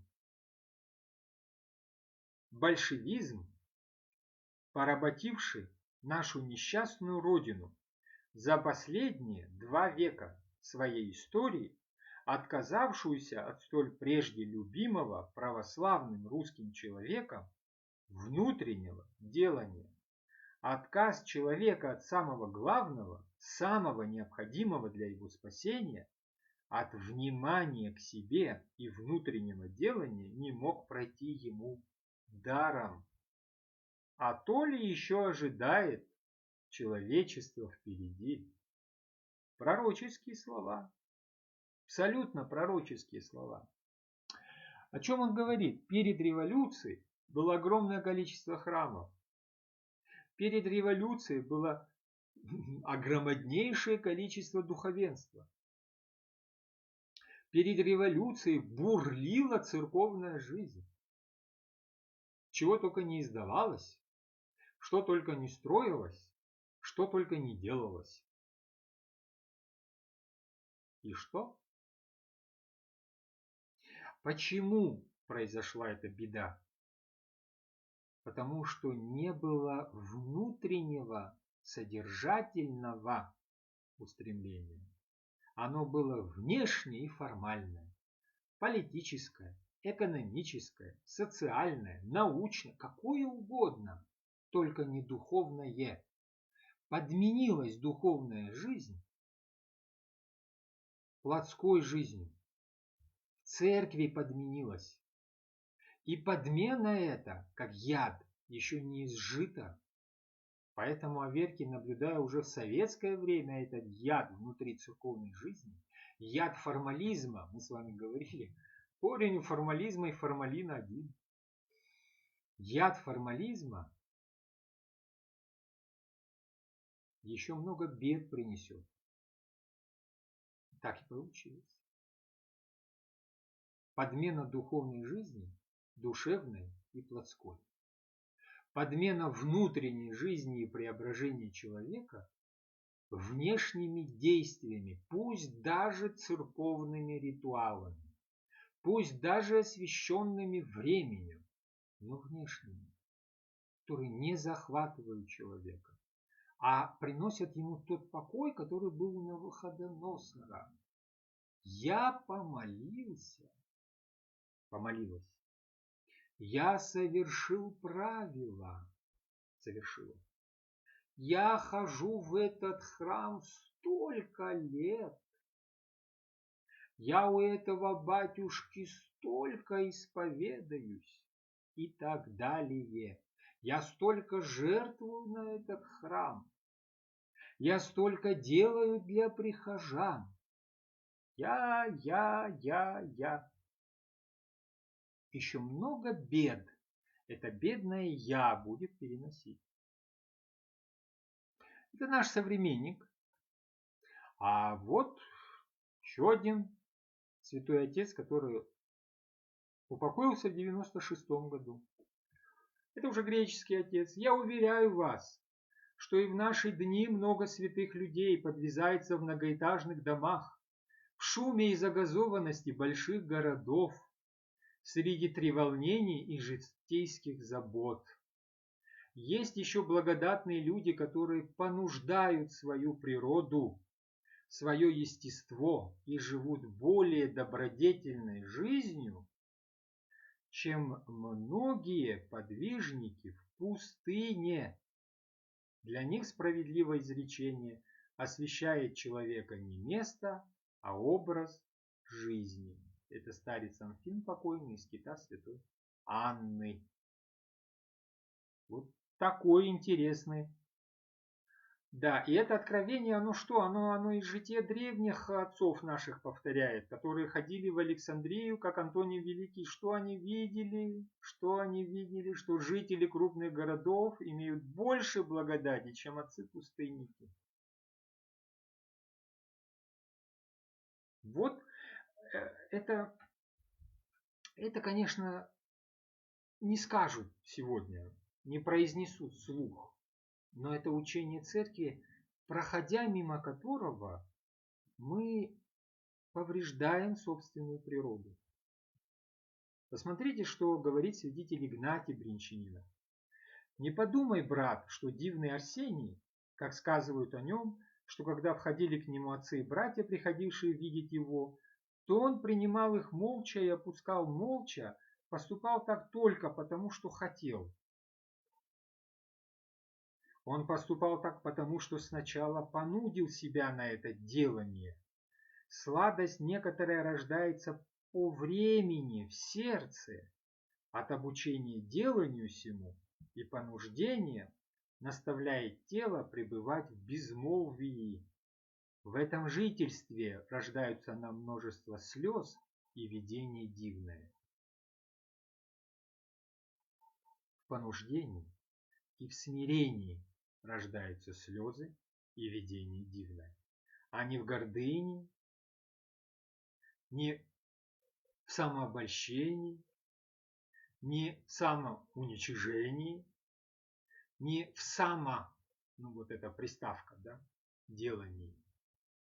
Нет, в смирении. Вот в чем проблема царя? Он внешне все правильно делал в своей империи. Империя расширялась, враги были побеждены, законы действовали, справедливость существовала, величие, почет. Проблема не в том, что он выдающееся государство не построил. Построил. Проблема в другом. Проблема в том, что гложет царя внутри. А гложет царя гордыня. У нас также внешние действия мы делаем правильными, а внутри, как Христос назвал служителей храма, гробницы крашеные, сверху крашеные, внутри полные мерзости. Фарисейство, вот что снедает нас. Мы гонимся за количеством в ущерб качеству. Гонимся за формой в ущерб содержанию. Мы довольны собой. И в довольстве, и в самодовольстве движет нас, вот сердце нас движет к этому. Потому что оно страстью обуяно, она Бога не слышит. Заставляет совершать духовное прелюбодеяние. Берет власть над разумом. Чувственная сторона берет власть над разумом. Разум обслуживает сердце. Чего бы мне еще хотелось? И вот эти хотелки, они двигают человеческую жизнь. Разум несчастный обслуживает желание сердца. Он придумывает и измышляет, каким образом и как необходимо ему вот эти желания удовлетворять. Похоть удовлетворять. И когда разум удовлетворяет похоти природы, человек совершает грехи. Значит, нужно к этому источнику обратиться, а не к внешним грехам. Не от того, что ты там куснул сальца или не куснул сальца. Не от того, что ты там кого-то плюнул или не плюнул. Обрати внимание, что внутри тебя. Особенно в добродетелях. Как мы не любим обращать внимание, что внутри нас, когда мы молимся. Как мы не любим обращать, что внутри нас, когда мы помогаем кому-то. Потому что нами движет? Эгоизм, тщеславие, гордыня.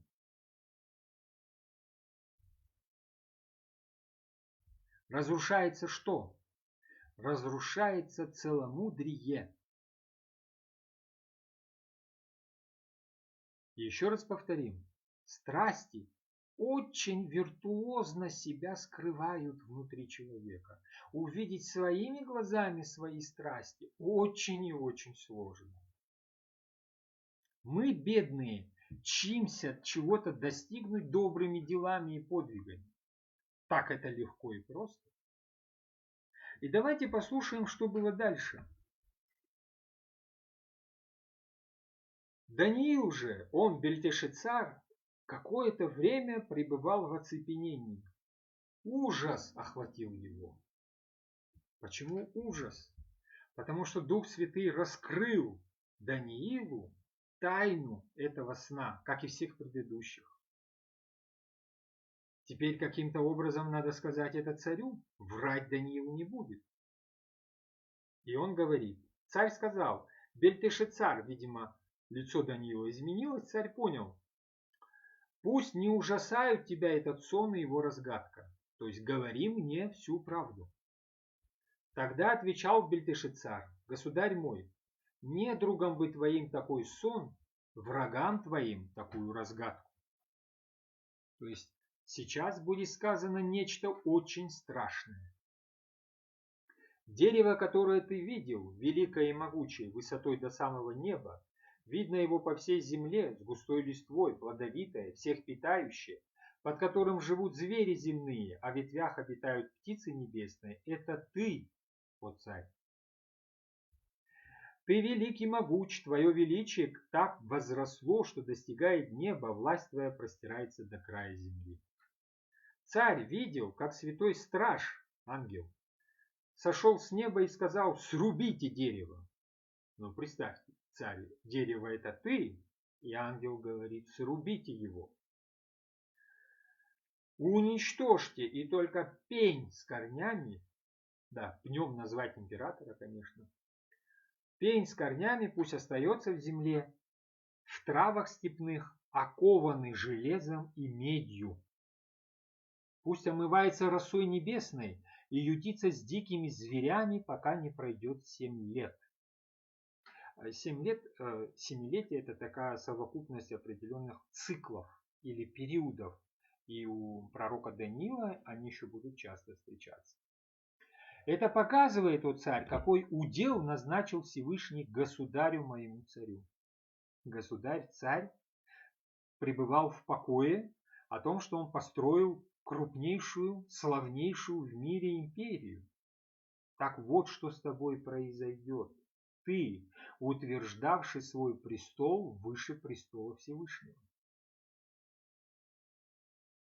Жить тебе не среди людей, а с дикими зверями.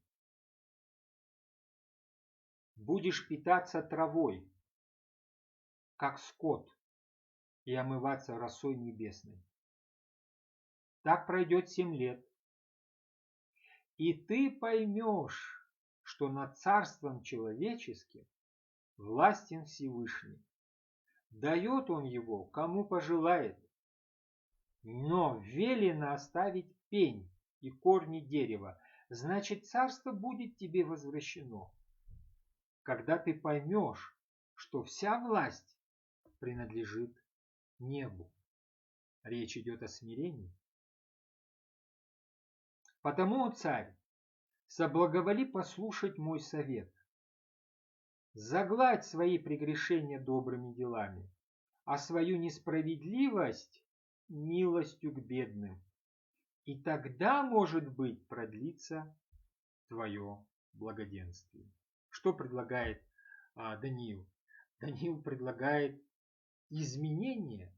Даниил предлагает следованию божественной заповеди, отношение к ближним. Но заповеди на протяжении многих веков существовали до царя Навуходоносора. Кто их выполнял? Какое человеческое сердце исполняло заповеди Божьи? Никакое. Закон существовал всегда.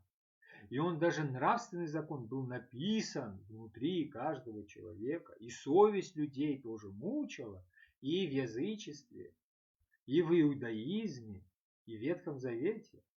Но это ничего не давало. Люди не следовали заповедям, и люди не исполняли закон, хотя знали его. Даниил пытается предотвратить эту катастрофу, понимая, что она все равно произойдет, призывом к покаянию. Это действие всякого пророка. Пророк, который, помните, послан был в Ниневию языческую, Иона, тоже пытался предотвратить катастрофу. В этом заключалась воля Божья. Тот период, когда слушали, когда каялись, катастрофа отходила. В тот период, когда не слушали и игнорировали, и шли вслед своего сердца, полного всяких нечистот, кара неминуемо настигала грешника. Это духовный закон. Он не может быть другим.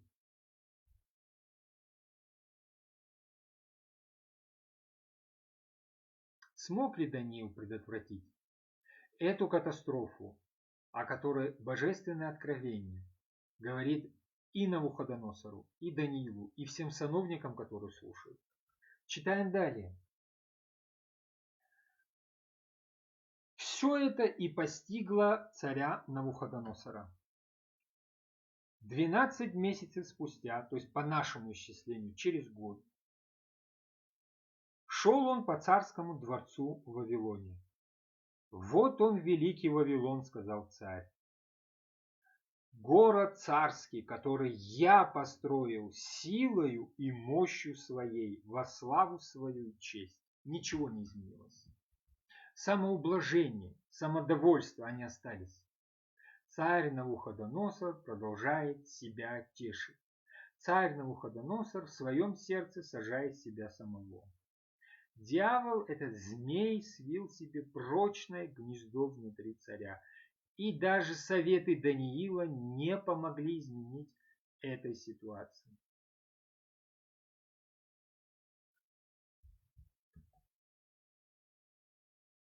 Не успел он произнести этих слов, как с неба раздался голос.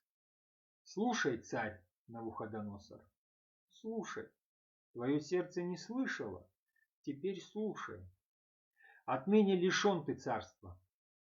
Жить тебе не среди людей, а с дикими зверями. Будешь питаться травой, как скот. Так пройдет 7 лет, и ты поймешь, что над царством человеческим властен Всевышний. Дает он его, кому пожелает. Кому пожелает Всевышний, тому и дает власть. И тотчас исполнилось все это над Навуходоносором. С тех пор не жил он среди людей, ел траву, как скот. Роса небесная его омывала, это после царских-то покоев. Отросли у него космы, как орлиные перья, и ногти, как когти птичьи. Но прошло время. Я, Навуходоносор, возвел глаза к небу.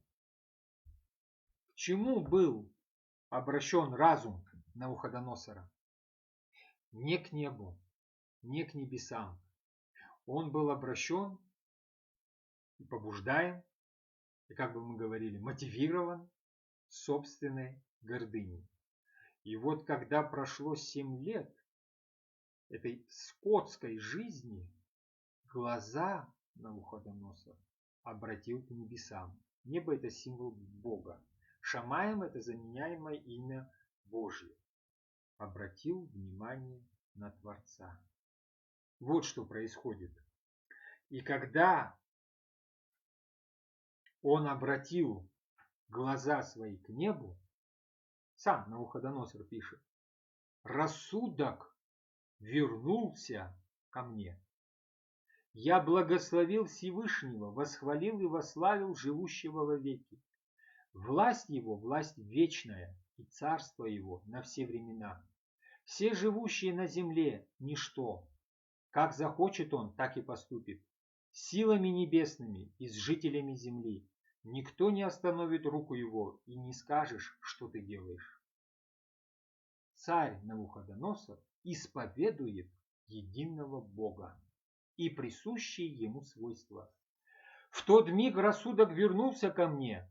Вернулась ко мне царская слава, честь и величие. Приближенные вельможи признали меня. Я снова стал царем, и мощь моя возросла больше прежнего. И теперь я, Навуходоносор, воздаю славу, честь и хвалу Царю Небесному. Его деяния истины, пути его справедливы, он властен унизить надменных. Это совершенно, смотрите, по форме монашеское исповедание, как и по содержанию своему. О чем здесь говорится? Тщеславие и гордыня повредили человеческий разум. Мы видим пик, когда голос с неба выносит вердикт. Но внутреннее расслоение или сама психическая или духовная болезнь были до этого. Они раскалывали человеческую природу и подтачивали ее изнутри. Психическое состояние царя Навуходоносора, как человека, сконцентрировавшего в себе огромную власть, она дала слабину. И мы с вами это наблюдаем не только на примере сумасшедшего Навуходоносора. Посмотрите жизнь 12 Цезарей, людей, которые тоже сосредотачивали власть абсолютную в одних руках. Они все сходили с ума. Мало кого из них можно назвать благоразумным. Ох, как мало! А многие из них буквально бесновались. Ну, такие имена, как Нерон, Калигула и прочие, Тиберий, я думаю, они на слуху у многих людей, не только у профессиональных историков. Посмотрите на сумасшедших деспотов Средневековья, наших дней. Посмотрите на тиранов, которые мировые войны начинали. Смотрите на них. Это что, здоровые люди? То есть психическое состояние человека, оно и есть его духовное внутреннее состояние. И формальные отношения к вещам, они расхолаживают и уничтожают психику, когда человек постоянно гонится за формальными достижениями. Какого рода формальные достижения? Да это прекрасное царство было. В нем были не просто дороги, не просто развивалась культура там или медицина. Вспомните вот это знаменитое чудо света, висячие сады Семирамиды. Это же одно из 7 чудес света. Достижение инженерного гения. Вот Навуходоносора. Тут каскад этих многоуровневых, вы видите, садов. растут многочисленные, привезенные из разных уголков деревья и растения, кустарники, виноградные лозы. Они производят грандиозное впечатление. Висячие сады. Иосиф Флавий об этом пишет. Там ссылается на древнего историка. Он пишет, в этом дворце он возвел высокие стены, поддерживаемые каменными колоннами, посадил то, что называлось свисающим раем, и пополнил его всевозможными деревьями. Он придал виду точное сходство с горной страной. Это он сделал, чтобы порадовать свою царицу, потому что она воспитывалась в Мидии и любила горные виды. Об этом пишет и Диодор Сицилийский, и ссылается на Клитарха, и Квинт Курций Руф уже более позднее, Страбон и так далее, и так далее. И так далее. Вот. Кроме того, о состоянии Навуходоносора из исторических сведений нам известно. Вот психическом состоянии, да, вот этой болезни. Вот еще раз реконструкция того, как выглядели эти сады. Вот. Это, конечно, картина, описывающая состояние человека со звериным разумом или звериным сердцем. Вот. А вот клинопись, которая была обнаружена, клинописный текст, ВМ-34-113, СП-213, вот он хранится, по-моему, в британской библиотеке, вот что, о чем он свидетельствует. «Моя столица не радовала мое сердце, во многих царствах я не возвысил моей власти, драгоценных сокровищ моего царства я не собирал, в Вавилоне я не возводил никаких построек ни для себя самого, ни для славы моего царства, не воспел я во славу господина моего и бога Мардука радости моего сердца в Вавилоне, городе его величества и столице моего царства, и ничего не положил я на его жертвенник, также не очищал я каналов». Это вот в состоянии такого душевного расстройства находился император, что было зафиксировано вот в этом клинописном памятнике. Интересно, что были такие попытки дать, квалифицировать состояние этого царя с точки зрения современной психиатрии. И вот назвали, да, ее параноидальной шизофренией. Как и положено, при шизофрении у Навуходоносора наблюдались псевдогаллюцинации, просто галлюцинации. Типичными признаками болезни были бредовые идеи, бессвязные речи и также характерные изменения в поведении, утрата интересов и целей, апатия, социальная отчужденность, непродуктивность, ну вы понимаете, характеристика с точки зрения современной науки. И важным симптомом параноидальной шизофрении считается аффективное уплощение, то есть притупление эмоций, которое выражалось вот у царя в безразличии даже к своим детям, к другим родственникам, к делам государства. Ну а там ликотропия, или как-то еще называют вот эти вот повреждения психики, когда человек ведет себя как животное, это вот тоже известно на сегодняшний момент ученым. Набуку-Дурри-Уцур, Навуходоносор, являет нам с вами пример того, что может произойти с человеком, который потерял целомудрие, у которого ум, разум и чувства разошлись. Человека, который еще плюс к тому же облечен огромной властью, ведь власть сама по себе, она тоже коверкает душу. Ну и у человека, который не признает власти Творца. Вот чтобы изменить это состояние, Господь проводит с Навуходоносором терапию. Какого рода? Извлекает его из этой социальной среды, в которой он находится. Это совершенно монашеское делание. лишает его фактически разума, да, то есть возможности проявлять свой эгоцентризм. А далее что? О чем он говорит? Он говорит о том, что сохранится пень и будут медные железные обручи. Это совершенно аскетический образ. То есть человеческая природа будет скована до тех пор, пока не произойдет единение разума, воли и чувств опять вместе. Для этого что необходимо? Смирение. Для этого что необходимо? Слышащее сердце. И вот когда проходит 7 лет вот этого очистительного брожения в качестве животного, а что такое человек без души? Это же животное. В душу живую, разумную вдохнул Господь во что? Нашу плоть, которая ничем не отличается от всего животного мира. Абсолютно ничем. Вдохнул душу разумную, ее же и отнял. И когда понадобилось 7 лет, и когда через 7 лет он поднял глаза к небу, то есть что такое? Обратился к Творцу. Значит, эгоцентризм уже не имел власти, гордыня уже не имела власти. Плоть была скована железными и медными обручами, и она не могла грешить.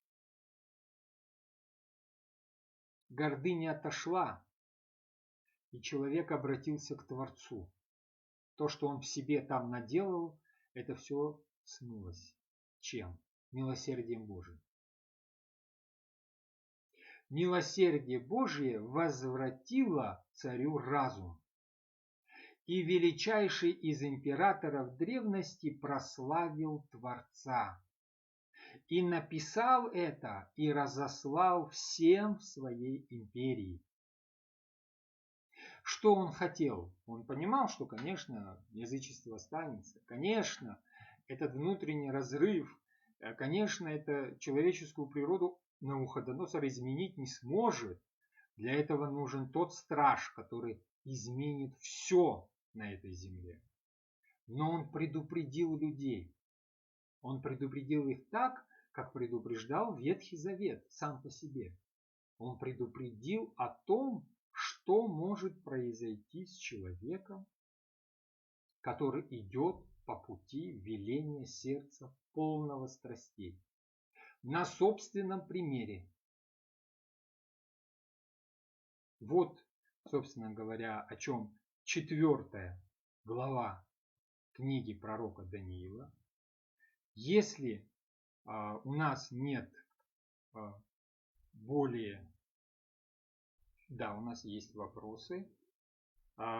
Пишут, что и невнимательная молитва, особенно когда тебе лень, но ты молишься угодно Богу, говорят, когда легко молиться, помогают ангелы. С чего начать исправление? Вы знаете, речь не идет совершенно о том, уважаемая Надежда, речь не идет о том, что мы вдруг с вами станем какими-то, ну я уж не знаю, ангелами во плоти, и вдруг изменим собственную природу, и вдруг произойдет наше изменение, и вдруг придет к нам покаяние и так далее, и так далее. Автоматически не произойдет ничего. А в чем полагается основание? Основание всегда полагается в сосредоточенности. Сосредоточенность на молитве, она не приходит сразу. Она приходит со временем. Каким образом?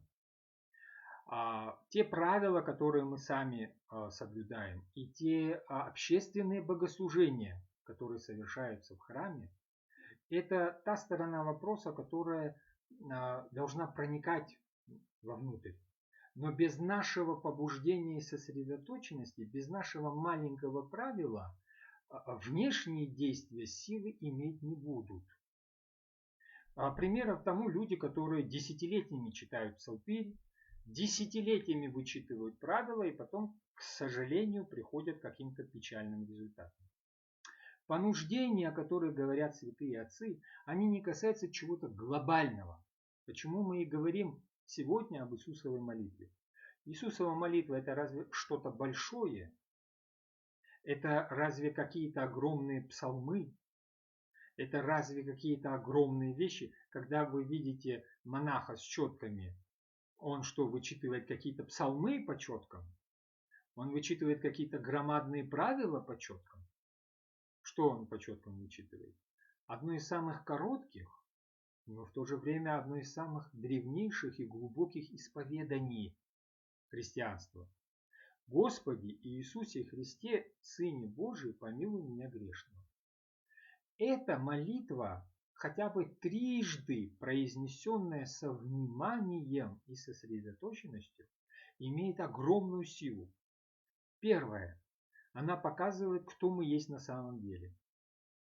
Когда мы начинаем молиться и видим, что у нас это не получается, мы понимаем, что из себя представляет наша природа. Когда человек пытается молиться и сосредоточить вот то, что мы говорим, да, ум в сердце, начинается бурление помыслов. И вот в этом бурлении мы видим свою природу. Видя свою природу, мы начинаем по-настоящему ее оценивать. Не с превосходной степенью уже, как мы все понимаем. Видя свою природу, мы начинаем смотреть на нее ясными глазами и понимаем, что без Бога мы ничего поделать не можем. Страсти бурлят, помыслы атакуют. Вера в Бога увеличивается. Потому что чем сильнее они бурлят, тем больше ты понимаешь, что ты ничто и сделать ничего не можешь. Тем более ты обращаешься к Творцу, который может прийти и изменить ситуацию. Значит, тем более ты молишься. Потому отцы и говорили, бесы учат нас молиться. Видя, что происходит с твоей природой, ты по-другому оцениваешь ближнего. Твои вот эти вот категории и требования к ближнему, они меняются, точнее они рассыпаются в пух и прах. Если ты видишь, что в тебе творится, ты понимаешь, что творится в другом человеке. Что можно требовать? Как говорят многие апологеты и отцы, безногий разве смеется над безруким? Ну такого ведь не бывает. И далее, когда человек понуждает себя и видит, что с ним происходит, рождается что самое главное? Рождается добродетель смирения. Вот настоящий взгляд на собственную природу может быть только тогда, когда молитва, она идет изнутри. Она тогда исцеляющей-то и становится. И тогда уже человек не бегает за ощущениями и чувствованиями. Потому что ощущения и чувствования, те, о которых говорит Евангелие, радости и покоя, это дары Божьи. А не собственные чувства, которые ты можешь генерировать. Они приходящие, как у Навуходоносора. Приходящие и проходящие. И самое главное, эта молитва спасает от состояния прелести, то есть духовного прельщения. Она всегда показывает, что никакое количество аскетического делания не может покрыть, загладить или что-то изменить в человеческой природе, особенно грех. Количеством грех не изгоняется. Грех изгоняется благодатью. Благодать может действовать только когда есть смирение. Смирение у человека только когда он видит свое печальное состояние. Посмотрите на евангельских слепых, прокаженных, хромых, чающих движение воды, да? Ведь ни один царь не попросил избавления. Ни один священник, который был в Иерусалимском храме, не попросил у Христа исцеления. Ни один фарисей не попросил исцеления. Они молились. Они молились. Они приносили жертву и все делали правильно, по книжкам, по святым книгам. Кто попросил? Несчастные рыбаки.